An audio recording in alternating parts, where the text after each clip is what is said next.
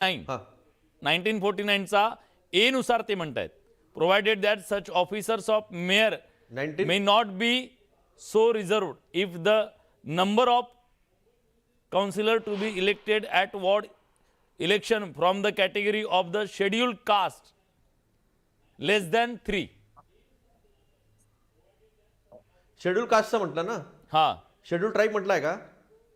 नाही, त्याच्यात असं शेड्यूल दिलेलं ट्राईब म्हटलंय का? नाही, शेड्यूल कास्ट और शेड्यूल ट्राइब्स इज नाही, लेस मग दॅन 3 दोन्ही म्हटलंय. मग शेड्यूल कास्ट नाही आहे का? 3 शेड्यूल कास्ट 3 नाहीये, ओबीसी नाहीये 3च्या वरती. एक्झॅक्टली. मग का नाही टाकलं पहिले? मग एसटी नव्हतं तर मग एससीचं आरक्षण पहिले फिरवायला पाहिजे नव्हतं, मग नंतर ओबीसीचं फिरवायला पाहिजे नव्हतं, मग नंतर ओबीसीचं फिरवायला पाहिजे नव्हतं, आणि मग सर्वात शेवटी ओपनचं येतं. जी मी माहिती घेतली ती माहिती अशी आहे, मग ते का नाही केलं? आमच्या नागपूरमध्ये ओपनला ऑलरेडी रिझर्वेशन होतं. ओपनची महिला जी आहे ती नागपूरमध्ये महापौर राहून गेलेली आहे. मग पुन्हा कसं काय ओपनचं आलं? का ओबीसी नाही आलं, एससी एसटी नाही? ओपनचं नाही तर मग एसटी करायला पाहिजे होतं. आमच्या तिथं आहे 3 पेक्षा जास्त आहेत. आमच्या इथे मला वाटतं 5 की 6 आहेत नागपूरला. मग ते का नाही फिरवलं? ठीक आहे. तर हे सगळं जे आहे ना, आमचे आशिष कुरेशी जे आहेत त्यांना माझा अस्सलाम वालेकुम. अचलपूरसाठी आणि अकोटसाठी. अकोटमध्ये काही त्यांची युती वगैरे कमी झालेली नाही आहे, त्यांनी तुटलेली वगैरे काही नाही आहे. त्यांनी कोऑप्शनमध्ये सपोर्ट घेतलेला आहे MIMचा. तर हे त्यांचं जे आहे हे आतमधली त्यांची बी टीम आहे, आणि ते बरोबर आम्ही हिंदूंना शिव्या देतो, तुम्ही मुसलमानांना शिव्या द्या, आणि या देशामध्ये ध्रुवीकरण करा मतांचं. आम्ही हिंदूंचे मतं घेतो, तुम्ही मुस्लिमांचे मतं घ्या, आणि या देशाचं संविधान जे आहे ते काढून मनुस्मृती लावा. हे मनुस्मृती आहे. तुम्ही SC ST OBC यांचं जे आरक्षण तुम्ही खाल्लेलं आहे आज, ते सरळ सरळ मनुस्मृती लावलेली आहे, आणि संविधानाच्या चौकटीत कशी मनुस्मृती लावल्या जाते ते याचं उत्कृष्ट उदाहरण आहे. हे या देशातल्या बहुजनांनी आहे, महाराष्ट्रातल्या बहुजनांनी समजून घेतलं पाहिजे. छत्रपती शिवाजी महाराज, शाहू आंबेडकरांच्या महाराष्ट्रामध्ये कसा नंगानाथ चालू आहे हे समजून घेतलं पाहिजे. तुमच्या आरोपावर कायदेशीर सुद्धा उत्तर घेणार आहे मी अनंत खडसे सरांना. आरोप नाही आहे माझे, मी सबस्टॅन्शिएट करतोय विथ प्रूफ. ठीक आहे, सबस्टॅन्शिएट करतोय, आरोप नाही किशोरजी आहे. उत्तर द्या. गंभीर आरोप आहेत दोन्ही बाजूंनी, दोन्ही बाबतीत. जर तुम्ही शेड्यूल ट्राईब बद्दल बोललाय तर शेड्यूल कास्टचे 3 पेक्षा जास्त आहेत ना, मग तुम्ही असं का केलं हा त्यांचा सवाल आहे. हे बघा, काँग्रेसचं आणि शिवसेनेचं उभाटाचं हे नेहमीच राहिलं. जी संविधानिक प्रक्रिया जी राबवली जाते, अरे तुम्ही नियमावर बोला ना. मी नियमावरच बोलतोय. जरा आमदारांसारखं बोलायला सांगा. प्लीज, मी दोघांनाही थांबवतो, त्यांना उत्तर देऊ द्या.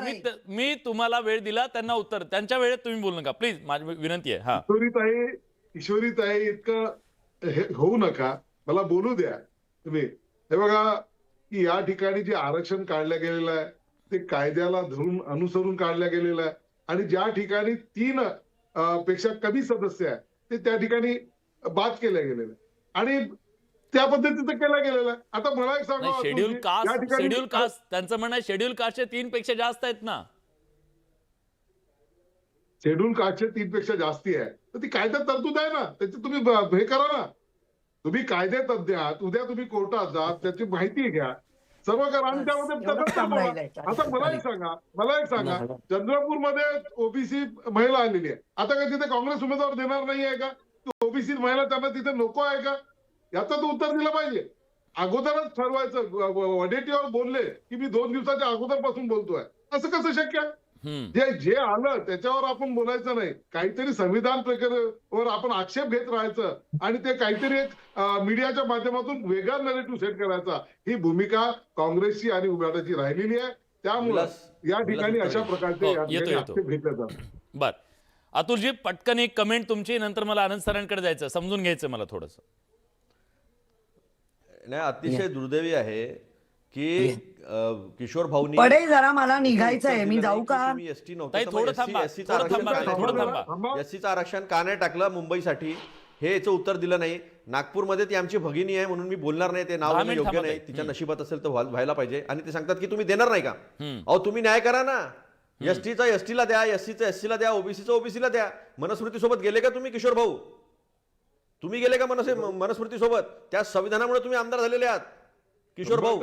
मला माहिती आहे तुम्ही किती संघर्ष करून आले इथपर्यंत. ते संविधान लागू होतं ना म्हणून तुम्ही आमदार झाले किशोर भाऊ. हे बीजेपी सोबत झालं ना तुमचं, ते आमदारकी पद पण चाललं जाईल.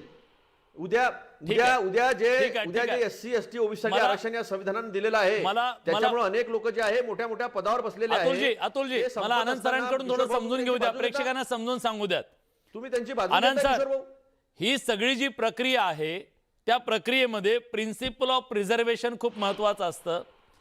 ते पाळलं गेलं असं तुम्हाला वाटतंय का?